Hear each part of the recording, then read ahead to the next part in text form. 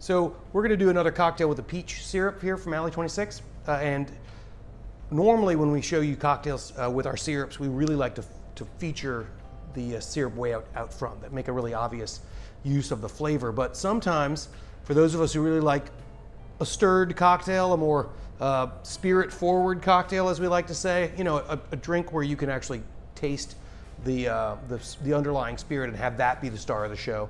So sometimes I like to show you drinks where the syrups we're using play really nice, interesting back notes. They're a good supporting actor rather than the star of the show. So this is a drink just like that. We'd like to call this one Practice What You Peach. Because I love gin. So we figured we'd make a gin cocktail out of our peach syrup because it's actually what I like to drink. One of the things I like to drink a lot. So with all our syrups, I like to turn them over like that just to make sure everything's integrated. And then we're gonna use 1/3 of an ounce here. Now, some of the jiggers won't have 1/3 of an ounce measured out, so it's just an extra fat quarter or extra skinny half, however you want to do it.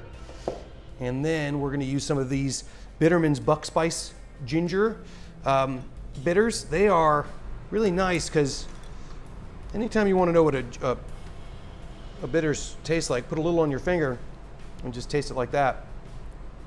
It's got really good like ginger earthy heat to it. So just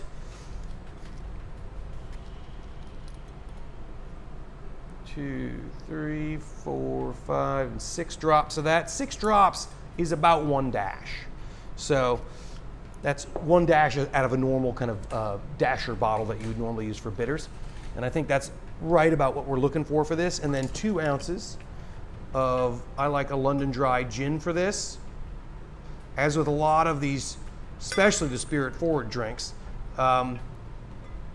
we are living in kind of a golden age of gin, where you can certainly get all these great London Dries that we've had for forever, but now there's this universe of new flavors in gin, and there's 2 ounces of this to 1/3 of an ounce to this to just 6 drops of this. So clearly, if you want to move the flavor profile of this drink around, changing your brand of gin is really gonna move it a lot. I'm just gonna give this a quick taste. Oh yeah, that's perfect. So we're using the gin to kind of we're using the peach rather to complement the gin. The gin does not get lost. The peach sits in there nicely. Oh, here we go.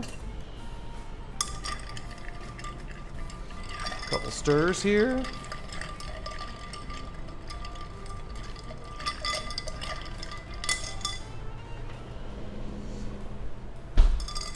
And there we go. Nice cold COUPE to pour it into.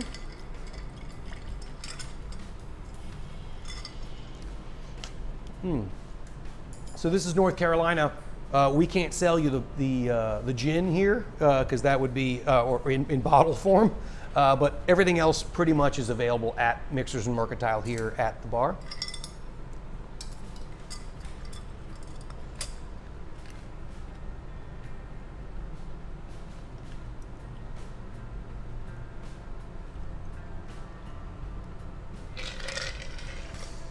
Now, I think it's lovely just like this, but if you really want to gild the lily, you can garnish that with a peach, really drive the point home.